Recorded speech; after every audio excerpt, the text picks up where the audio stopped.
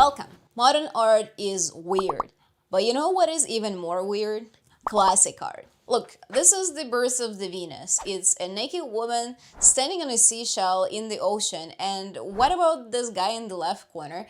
He's making the wind with his mouth. How does any of that make any sense? Basque was living in 16th century. And what is that? Is that an owl swallowing the man? Why does it have a cattle on its head? What about a man doing gymnastics with the orange? Weird fountains? Weird people? A lot of naked butts? Don't you find it quite liberal for the 16th century painter? Today I will be reviewing Artist's Journey by Steven Pressfield, and I will try to answer the question, why is art so left? And more importantly, why is it impossible to make a nice conservative art? Why is none of the modern art right? Today I will try to review some of the main points of the book that I really like, The Artist's Journey, and we will look at some conservative pieces and try to find why are they so weird. Steven Pressfield starts with the artists themselves, saying that the artist is someone who has a gift from the unknown. Artist has something inside them that needs to be expressed, and it doesn't have to be visual art, even though that's what I'm going to concentrate on today. It can be music, it can be coding, it can be crafting. Steven Pressfield says that every artist has a subject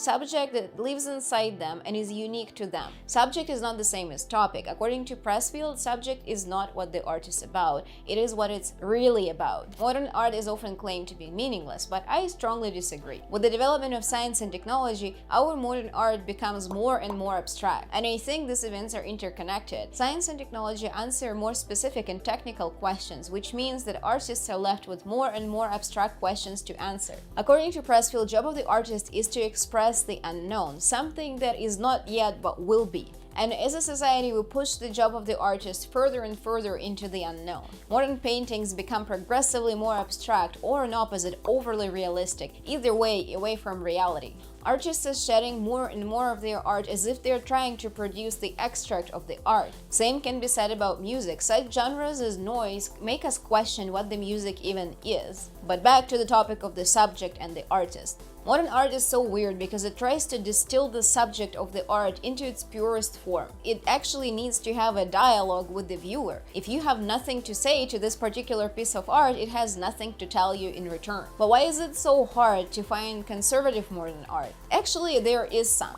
but you might notice that conservative art is trying to go the opposite way and concentrate on the topic rather than on the subject. Modern conservative art will give you everything at one glance. What is the art about? What is the opinion of the author, and what should be your opinion about this particular topic on the picture? And you may think that the modern conservative art is looking towards the classic art. In part, this is true, but not in the way that you think. A lot of classic art that survives to our day is actually the record keeping, something like a fancy photograph. This is a record of the event or the persons that used to live. A lot of the artwork that is preserved in our museums to this day is actually concentrating on the topic similar to the modern conservative art. Artists of the older day didn't always have the luxury to concentrate on their subjects. They had to concentrate on the topic because the topic makes the coin. But as a society we change, and now we value subjects of the painting more than the topic. But not in the conservative field. A lot of more conservative art and the viewers that enjoy the art actually strongly prefer the topic. Stephen Penley spent his life reconciling his ideas of the patriotism and nationalism with his more artistic and modern nature. He is probably one of the more abstract of the modern conservative painters. In his paintings, patriotism and nationalism are expressed in bright strokes of color. But he never thought of himself as a painter, he calls himself an illustrationist. And there is a reason for it. You can look at the painting and see everything that it has to offer at one glance. Each painting has a topic,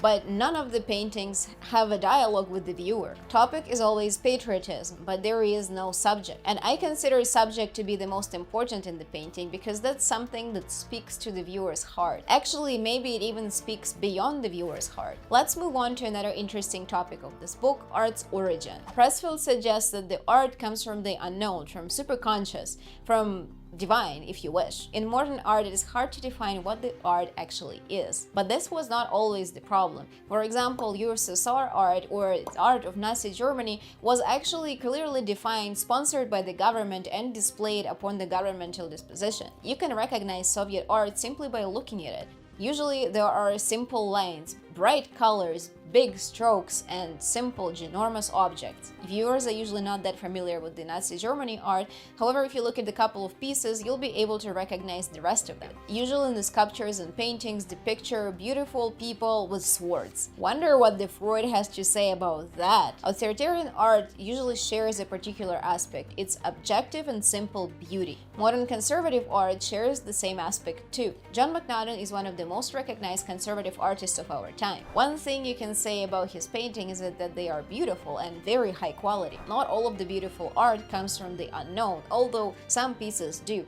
And not everything that comes from the unknown or divine through the artist is actually beautiful. Steven Pressfield identifies two qualities of the good art. One, it transforms the artist, and second, it transforms the viewer. In his view, art is not art if it doesn't have the transformational quality. Beauty and quality are secondary, or maybe not even secondary, because they're not even described in this book. Face of War is not beautiful. It is actually ugly and scary, and it makes you feel uncomfortable because it also plays on trypophobia or fear of little holes. Can't Help Myself is the robotic installation of the robot that keeps scooping blood and always fails.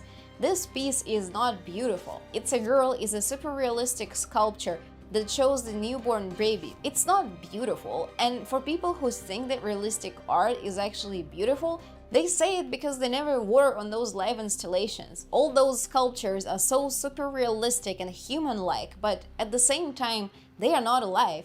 This dichotomy gives you the feeling of unease and fear that you usually get from looking at the human corpse. Works of John McNaughton have something similar to the authoritarian art. All of them have meaning, but this meaning is subverted. Every piece of this artwork is very easy to understand because it is rational. It does come from the head of the painter, sometimes from the heart, but never from the unknown. The meaning of their artwork is in plain sight. Every painting has a particular subject that is very clear to understand for the viewer. Artists know exactly what is the meaning of their work before they even start. And for me, this is not good art, this is just good planning. At least in my opinion, it substitutes the idea of artistry with this mass-produced type of beauty, which you can also find in the decor section of the grocery store. Last topic of this book that impressed me and that I'm going to discuss today is the death of the author. As Steven Pressfield notes, art is timeless, but artist is disposable. Art is a primal form of communication that crosses languages, cultures, and time. The Cave of Hands was created about 9,000 years ago,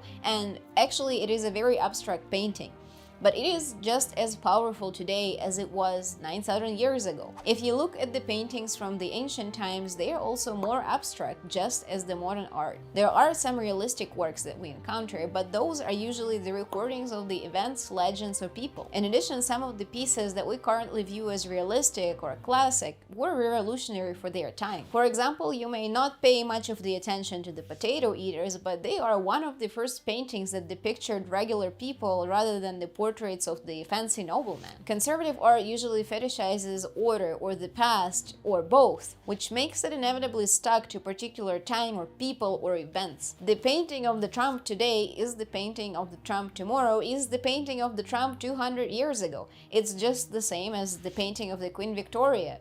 You look at it, it's the painting of the Queen Victoria. If you show those paintings to the people not familiar with the culture or who that person is, for them, those are just pretty paintings. Modern liberal and abstract arts go beyond our understanding, beyond our rationality. They are primal. Those paintings are free from particular topic. They live beyond artist and beyond viewer. I think that this book is a treasure for artists of any sort. And for sure, it is not as political as this video may be, but it secretly does explain why the art is so left and why conservative art is usually so crappy. By definition, it is very hard to produce any valuable piece of the artwork, especially if it's conservative. Conservative modern art simply doesn't play on the same field. And for me, all those conservative pieces of work actually do not hold the same value or interest. Thank you for joining me today.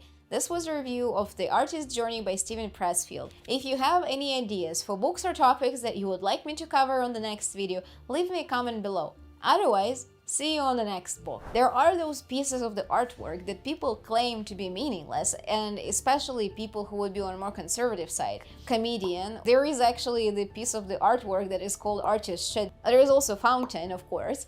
All those paintings are so irritating, and people look at them and they get extremely irritated, and they still don't understand that like the meaning of those artworks is just to be irritational.